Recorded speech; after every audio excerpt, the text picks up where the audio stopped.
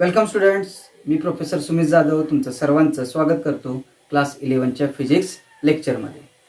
आपण बघत आहोत टॉपिक युनिट्स अँड मेजरमेंट आणि आज आपण पॉईंट बघणार आहोत तो म्हणजे कुठला, मेजरमेंट ऑफ मास, की कशा पद्धतीनं आपण मासचं मेजरमेंट करतो. पण नॉर्मल डे टू डे लाईफमध्ये जर आपल्याला मासचं मेजरमेंट करायचं असेल तर ते आपण कशा पद्धतीने करतो, कारण बऱ्याच ठिकाणी आपल्याला काय करायचं असतं, मास मेजर करायचं असतं. तर मास कशाच्या स्वरूपात आपण मेजर करतो, तर वेटच्या स्वरूपात मेजर करतो, बरोबर. नॉर्मल डे टू डे लाईफमध्ये जरी आपण किती त्याला मास म्हटलं तर ते काय असतं, वेट असतं, कारण त्याच्यामध्ये ग्रॅव्हिटेशनल ॲक्सेलरेशन ॲड होत असतं. नॉर्मली समजा आता मला माझं स्वतःचं वेट मेजर करायचं आहे. एक्झाम्पल काय बघूया आपल्या डे टू डे लाईफमध्ये. तर माझं स्वतःचं वेट जर मला मेजर करायचं असेल तर ते मी कशा पद्धतीने मेजर करणार आहे, तर तिथे काय वापरणार, मी वेट बॅलन्स वापरणार. म्हणजेच काय वापरणार, एक इन्स्ट्रुमेंट वापरणार. ते इन्स्ट्रुमेंट ठेवणार आहे, त्याच्यावरती मी उभं राहणार आहे. मग ते इन्स्ट्रुमेंट डायरेक्टली मला काय देणार आहे, मेजरमेंट देणार आहे. कशाचं, माझ्या वेटचं. म्हणजे अशा पद्धतीने इथं मी काय केलं, डायरेक्टली वेट मेजर केलं आणि त्यासाठी इन्स्ट्रुमेंट कुठलं वापरलं, तर वेट बॅलन्स वापरलं. अशा पद्धतीने आपण बऱ्याच ठिकाणी काय करतो, वेट बॅलन्सेसचा यूज करतो. मग कोणकोणत्या ठिकाणी बघा की जिथं आपण काय करतो, वेट बॅलन्सेसचा यूज करतो. दुकानात जर आपण गेलो, एखाद्या किराणा मालाच्या दुकानात गेलो आणि मला साखर घ्यायची आहे, तांदूळ घ्यायचे आहेत, गहू घ्यायचे आहेत, अशा वस्तू घ्यायच्या आहेत, तर त्या ठिकाणी आपण दुकानदाराकडनं काय करतो, तो मेजर करून घेतो.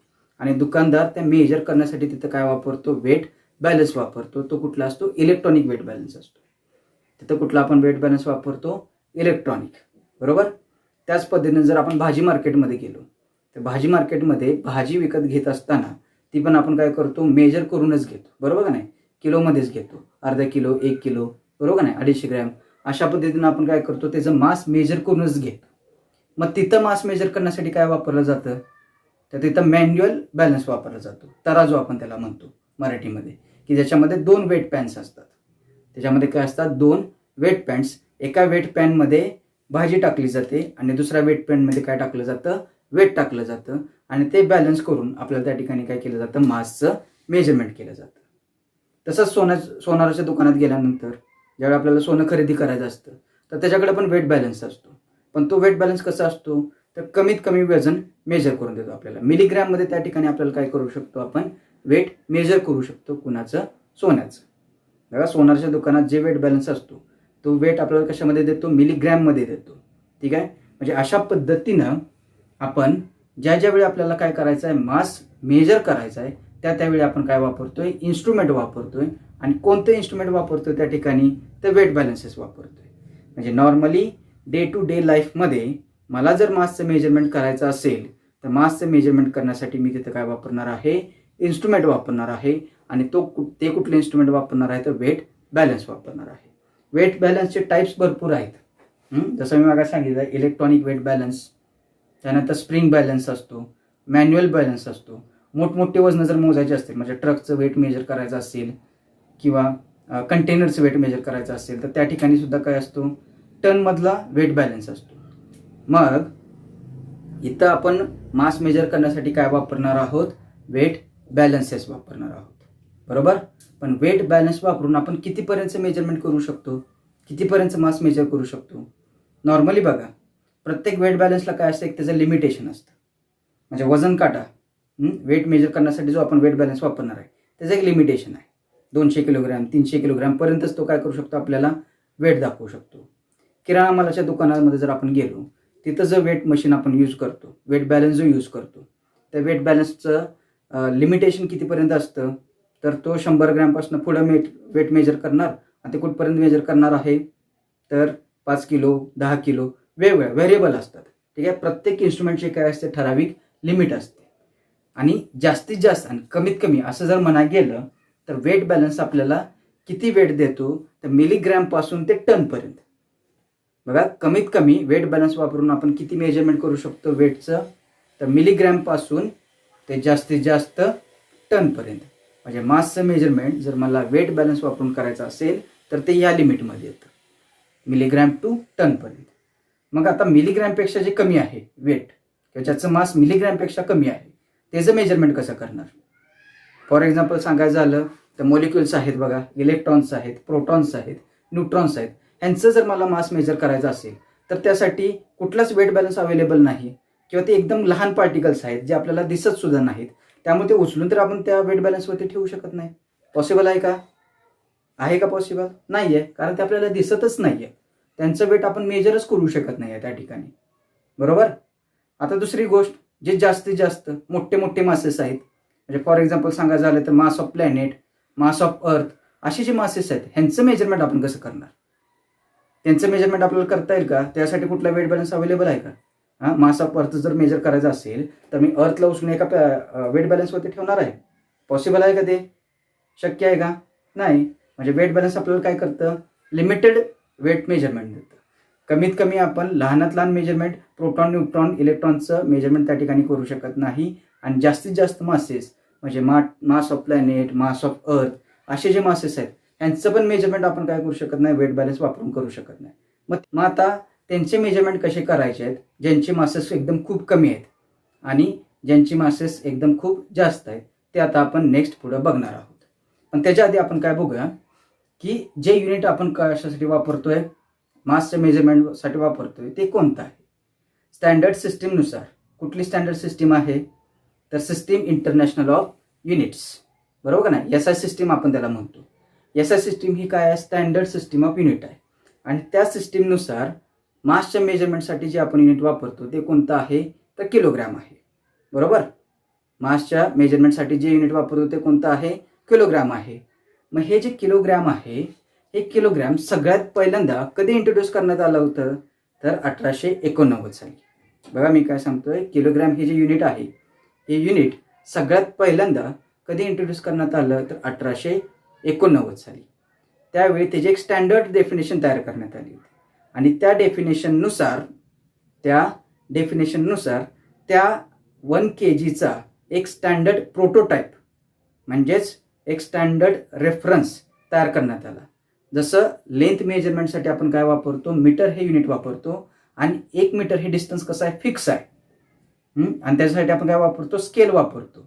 स्केल ही काय झालं? एक प्रोटोटाईप झालं की त्याची लेंथ वापरून आपण काय करू शकतो? बाकीचे मेजरमेंट करू शकतो.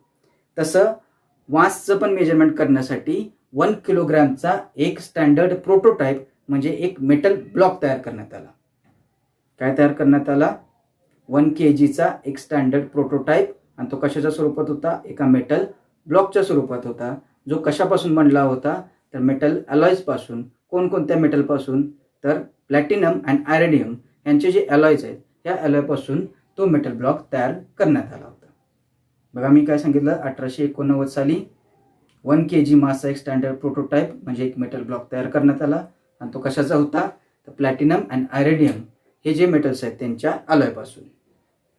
आणि हा जो स्टँडर्ड मेटल ब्लॉक आहे, हा कुठे ठेवण्यात आलेला आहे? तर international bureau of weights and measure, जी फ्रान्समध्ये आहे. जी संस्था मी तुम्हाला सांगितली होती, IBPM, international bureau of weights and measure, ह्या संस्थेमध्ये तो प्रोटोटाईप ठेवण्यात आलेला आहे इन अ ग्लास बॉक्स. कशात ठेवला आहे? ग्लास बॉक्समध्ये ठेवलेला आहे. इथं तुम्हाला त्याची इमेज दिसत असेल, ठीक आहे. आणि तसाच एक स्टँडर्ड ब्लॉक कुठे ठेवलेला आहे? तर national physics laboratory in Delhi of India. इंडियामध्ये सुद्धा आपल्याला तो स्टँडर्ड ब्लॉक बघायला मिळतो. आणि तो कुठं मिळतो? तर नॅशनल फिजिक्स लॅबोरेटरी दिल्लीमध्ये जी आहे तिथं आपल्याला काय करणार आहे? तो मेटल ब्लॉक बघायला मिळेल स्टँडर्ड, की त्याच्यानुसारच आपण काय केलेलं आहे? 1 kgचे परत अजून प्रोटोटाईप तयार केलेले आहेत. जसं आपण नॉर्मली यूज करतो 1 kgचे ब्लॉक्स, ते कशाचे आहेत? त्या स्टँडर्ड प्रोटोटाईपवरूनच घेतलेले आहेत, ठीक आहे. समजलं हे? मग जसं काळ पुढे सरकत गेला तसं तसं काय व्हायला लागलं की तो जो प्रोटोटाईप आहे तो कशापासून बनवलेला आहे? मेटल ब्लॉकपासून बनवलेला आहे, मेटल्सपासून आहेत.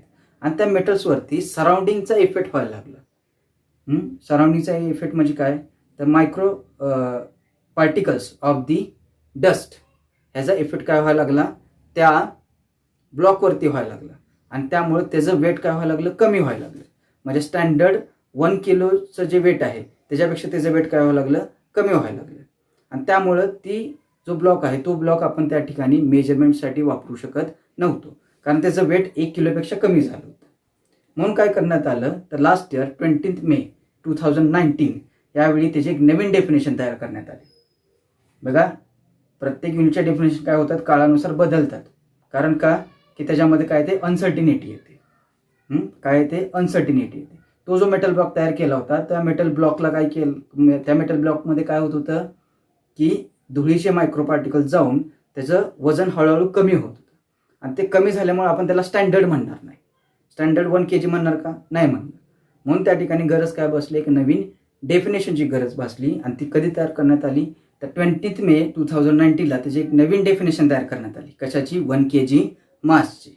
मग ती 1 kg मासची डेफिनेशन तयार करण्यासाठी तिथं कशाचा यूज करण्यात आला? इलेक्ट्रिक करंटचा यूज करण्यात आला. कशाचा यूज करण्यात आला? इलेक्ट्रिक करंटचा. मग इलेक्ट्रिक करंट कशा पद्धतीने वापरण्यात आला तर इलेक्ट्रिक करंटपासून आपण तयार काय करतो? इलेक्ट्रोमॅग्नेट्स तयार करतो. इलेक्ट्रोमॅग्नेट्स म्हणजे काय की त्याच्यामध्ये जर आपण इलेक्ट्रिक करंट पास केला तर त्याच्याभोवती काय तयार होतं? मॅग्नेटिक फील्ड तयार होतं. त्याला आपण काय म्हणतो? इलेक्ट्रोमॅग्नेट्स असं म्हणतो. आणि त्याचं काम काय आहे तर मेटलच्या पार्टिकल्सना आपल्याकडं अट्रॅक्ट करणे.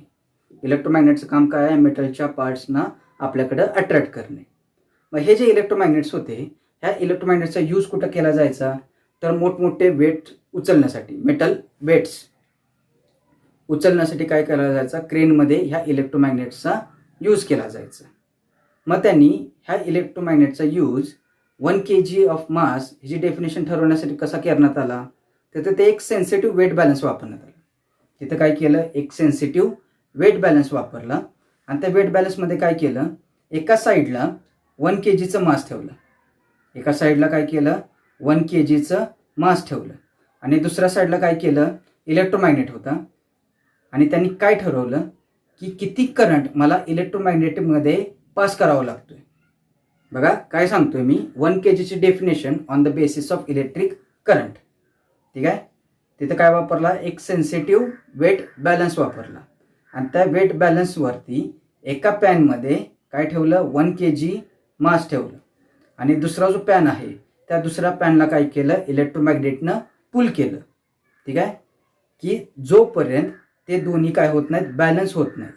आणि ज्यावेळी ते बॅलन्स होणार आहेत त्या बॅलन्स होण्यासाठी मला त्या इलेक्ट्रोमॅग्नेटमध्ये किती करंट पास करावा लागलेला आहे की जेणेकरून ते काय झालं? बॅलन्स झालं. समजते का? बघा नीट अजून एकदा सांगतो. तिथं काय केलं? एक सेन्सिटिव्ह वेट बॅलन्स यूज करण्यात आला. ठीक आहे. त्या वेट बॅलन्समध्ये एका पॅनमध्ये 1 kgचं मॅस आणि दुसऱ्या पॅनला काय केलं? इलेक्ट्रोमॅग्नेटनं पुल केलं. बरोबर. पण ते कुठपर्यंत पुल केलं की जोपर्यंत ते दोन्ही वेट्स काय होत नाहीत? बॅलन्स होत नाहीत. बरोबर का नाही? इलेक्ट्रोमॅग्नेटचं काम काय आहे? मेटल्सला पुल करणे. ठीक आहे. मग त्या ठिकाणी वेट बॅलन्स जो वापरला त्या वेट बॅलन्समध्ये एका पॅनमध्ये 1 kgचं मास टाकलं आणि दुसऱ्या पॅनला काय केलं? आपण पुल करतोय काय वापरून? इलेक्ट्रोमॅग्नेट वापरून. मग त्या इलेक्ट्रोमॅग्नेटनं त्या वेट पॅनला पुल करण्यासाठी किती करंट पास करावं लागलेलं आहे की जेणेकरून ते दोन्ही काय होतील? बॅलन्स होतील आणि त्या करंटवरती 1 kgची डेफिनेशन तयार करण्यात आली. हे फक्त लक्षात ठेवा. ह्याचा आपल्याला कुठे डेफिनेशन स्टँडर्ड लिहायची नाही आहे. फक्त लक्षात ठेवायचं की त्या ठिकाणी कुठल्या टर्मचा आपण यूज केला? इलेक्ट्रिक करंट ह्या टर्मचा यूज केला आणि तो कशामध्ये केला? इलेक्ट्रोमॅग्नेटमध्ये केला. आणि त्या ठिकाणी 1 kgचं मास पुल करण्यासाठी इलेक्ट्रोमॅग्नेटमध्ये मला किती इलेक्ट्रिक करंट पास करावं लागतोय त्याच्यावरती 1 kgची डेफिनेशन ठरली होती की इलेक्ट्रोमॅग्नेटमध्ये मी एवढा amount of electric current pass केला तर त्या ठिकाणी तो काय करतोय? 1 kgला बॅलन्स करतो. एवढंच फक्त लक्षात ठेवायचं. ठीक आहे. समजलं? मग सगळ्यात पहिल्यांदा मी काय सांगितलं तुम्हाला की नॉर्मल डे टू डे लाईफमध्ये आपण कशा पद्धतीने वेट्स मेजर करतो? By using weight balances. त्यानंतर काय सांगितलं तुम्हाला? 1 kgची डेफिनेशन कशा पद्धतीनं तयार करण्यात आली.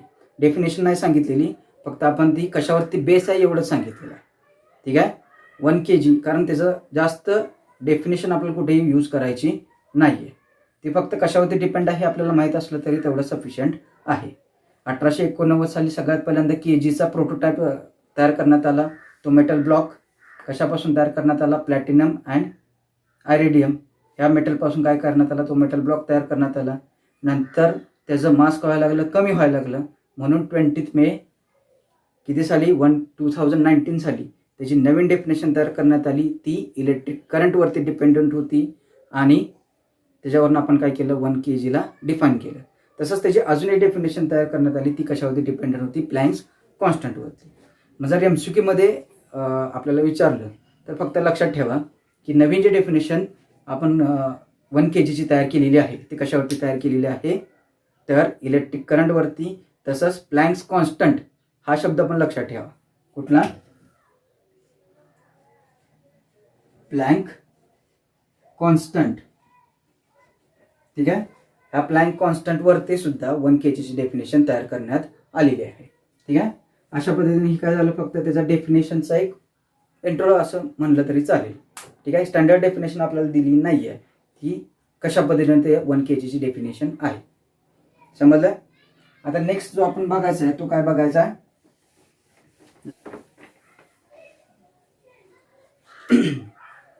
नेक्स्ट पॉईंट जो आपण बघणार आहोत आता तो कोणता बघणार आहोत, तर जे लहान मासेस आहेत म्हणजेच मास ऑफ इलेक्ट्रॉन आहे, मास ऑफ प्रोटॉन आहे किंवा मास ऑफ न्यूट्रॉन आहे, ह्यांचे मासेस आपण कशा पद्धतीने मेजर करतो. बरोबर. कारण नॉर्मल मासेस मेजर करण्यासाठी आपण काय करतोय, वेट बॅलन्सेस वापरतोय. बरोबर. मग आता लहान जे मासेस आहेत ते कशा पद्धतीने आपण मेजर करणार आहे, तर ते मेजर करण्यासाठी आपण इथं काय करतो, एक स्पेसिफिक युनिट वापरतो. त्या युनिटला काय म्हणण्यात येतं, ॲटॉमिक मास युनिट. ते जे युनिट आहे ते कुठलं आहे, atomic mass unit.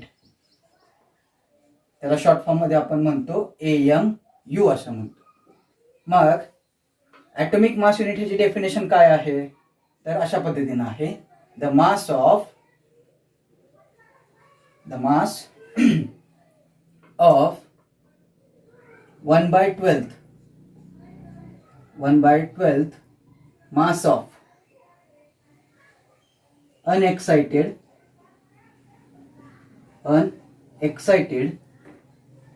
carbon 12 atom. Carbon 12 चा एक ॲटम त्या ॲटमच्या मासच्या 1/12, म्हणजे बघा कन्फ्युजन करून घेऊ नका. कार्बन 12 चा एक जर अनएक्साइटेड आपण ॲटम घेतला तर त्या अनएक्साइटेड ॲटमच्या मासच्या 1/12, मास म्हणजे किती असतं, तर ॲटॉमिक मास युनिट असतं. काय सांगतोय, हे युनिट आपण कशासाठी वापरणार आहे, जे लहान मासेस आहेत बरोबर नाही, त्यांचे मेजरमेंट करण्यासाठी आपण काय करणार, ॲटॉमिक मास युनिट वापरणार.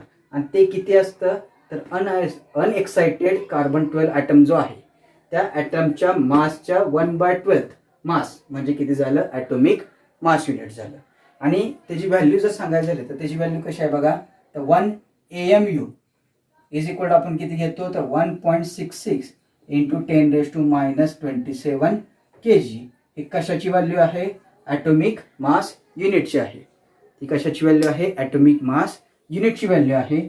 आणि हे युनिट वापरून आपण त्या ठिकाणी काय करतो, जे लहान मासेस आहेत त्या लहान मासेसचं मेजरमेंट करतो. अशा पद्धतीने आपण काय बघितलं की लहान जे मासेस आहेत कोणकोणते, मास ऑफ इलेक्ट्रॉन असू दे, मास ऑफ प्रोटॉन असू दे किंवा मास ऑफ न्यूट्रॉन असू दे, जे इलेमेंटरी पार्टिकल्स आहेत त्या पार्टिकल्सचं मासेस आपण काय करू शकतो, हे युनिट वापरून फाइंड आउट करू शकतो. आता राहिला प्रश्न कुणाचा, तर मोठ्या मासेसचा म्हणजे मास ऑफ द प्लॅनेट्स जर आपल्याला मेजर करायचं असेल तर ते आपण कशा पद्धतीने मेजर करणार आहे, तर ते मेजर करण्यासाठी आपण इथे एक फॉर्म्युला वापरतो, Newton's law of gravitation. Newton's law of gravitation वापरून आपण त्या ठिकाणी काय करू शकतो, मोठे मासेस फाइंड आउट करू शकतो. आणि त्याचा फॉर्म्युला काय आहे, F is equal to G m1m2/r². हा फॉर्म्युला वापरून आपण काय करतो, त्या ठिकाणी मोठे मासेस फाइंड आउट करू शकतो. हा फॉर्म्युला ऑलरेडी आपण शिकलोय बघा, क्लास 10th मध्ये ग्रॅव्हिटेशन टॉपिक होता त्याच्यामध्ये हा आपण फॉर्म्युला शिकलेला आहे. जर आपल्याला फोर्स माहीत असेल, जी ची व्हॅल्यू माहीत असेल, m1 आणि m2 पैकी एक मास आपल्याला फाइंड आउट करायचा आहे, दोन्ही पण नाही.